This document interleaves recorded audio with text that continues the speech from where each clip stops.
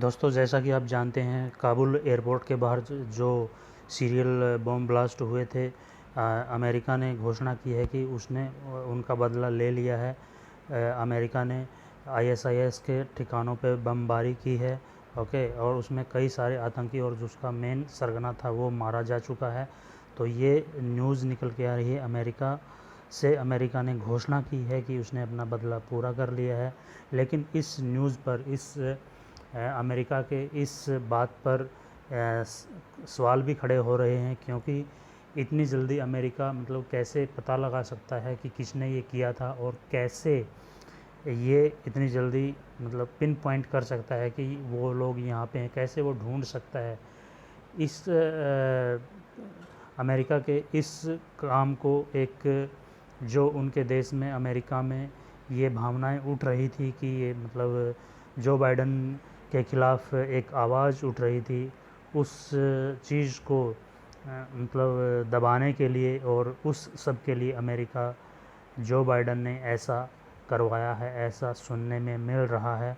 लेकिन देखने वाली बात ये है कि इस 13 सैनिकों, अमेरिका के 13 सैनिकों के मरने के बाद जो बाइडन के नेतृत्व पर, उसके लीडरशिप पर सवाल खड़े हो रहे हैं। वहाँ के पूर्व राष्ट्रपति डोनाल्ड ट्रंप ने भी उन पर कई बार निशाना साधा। उन्होंने कहा है कि अगर मैं होता तो ऐसा कभी नहीं होता और ऐसा नहीं होना चाहिए था जो हुआ है। उसने अपनी संवेदनाएं, जो सोल्जर्स वहाँ के इस बॉम्ब ब्लास्ट में शहीद हुए हैं, उनको अपनी संवेदनाएं व्यक्त की हैं, और उन परिवारों के लिए भी अपनी संवेदनाएं व्यक्त की हैं जो वहाँ के आम नागरिक इस बॉम्ब ब्लास्ट में मारे गए हैं, ओके। लेकिन सबसे बड़ी बात ये है कि अमेरिका में ही जो बाइडन के ख़िलाफ़ लोग गुस्सा हैं और उनके नेतृत्व पे सवाल उठा रहे हैं। वहाँ के एफबीआई के डिप्टी चीफ ने भी इन पर सवाल उठाया है कि इनके नेतृत्व में देश असुरक्षित है और इनको अपने पद से इस्तीफ़ा दे देना चाहिए, ओके।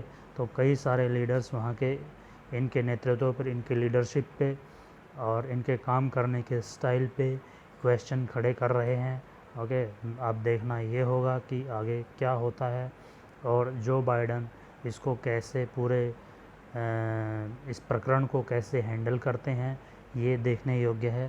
तो अभी के लिए इतना ही। Thank you so much for watching.